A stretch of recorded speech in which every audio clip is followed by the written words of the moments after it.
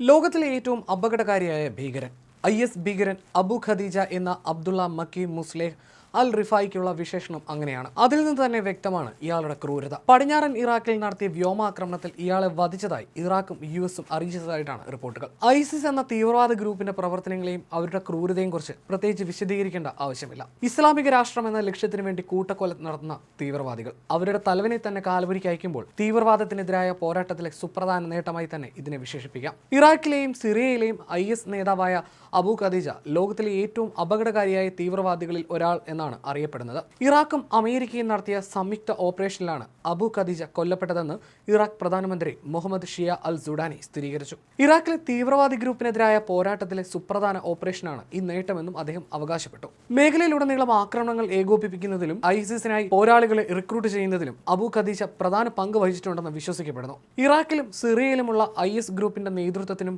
പ്രവർത്തനത്തിനും വലിയ തിരിച്ചടിയാണ് ഇയാളുടെ മരണം. ആക്രമണ ദൃശ്യങ്ങൾ US Xൽ പങ്കുവച്ചിട്ടുണ്ട്. ഖലീഫ എന്നറിയപ്പെടുന്ന ISന്റെ ആഗോള നേതാവിന്റെ സ്ഥാനത്തേക്ക് സാധ്യതയുള്ള നേതാവായി ഖദീജയെ നേരത്തെ പരിഗണിച്ചിരുന്നു. ഇയാളുടെ വധം മേഖലയിലെ ISന്റെ പ്രവർത്തനങ്ങൾക്ക് കനത്ത തിരിച്ചടിയായി മാറുമെന്ന് ഉറപ്പാണ്. സിറിയയിലെയും ഇറാഖിലെയും ലക്ഷക്കണക്കിന് ആളുകളുടെ മേൽ വർഷങ്ങളായി ഇസ്ലാമിക് സ്റ്റേറ്റ് കടുത്ത ഇസ്ലാമിക ഭരണം അടിച്ചേൽപ്പിക്കുകയാണ്. മുൻ ഇസ്ലാമിക സ്റ്റേറ്റ് നേതാവ് അബൂബക്കർ അൽ ബാഗ്ദാദി 2014 ഇറാഖിന്റെയും സിറിയയുടെയും ഒരു ഭാഗം ഖിലാഫത്തായി പ്രഖ്യാപിച്ചിരുന്നു. വർഷങ്ങൾക്ക് മുമ്പ് പടിഞ്ഞാറൻ സിറിയയിൽ US പ്രത്യേക സേന നടത്തിയ ആക്രമണത്തിൽ ഇയാൾ കൊല്ലപ്പെടുകയായിരുന്നു. ആഗോളതലത്തിൽ സംഘടനയുടെ രണ്ടാമനായി അറിയപ്പെടുന്ന നേതാവാണ് അബു ഖദീജ. വ്യാഴാഴ്ചയാണ് ഇറാഖ് രഹസ്യാന്വേഷണ വിഭാഗവും സുരക്ഷാ സേനയുമായി ചേർന്ന് അമേരിക്ക വ്യോമാക്രമണം നടത്തിയത്.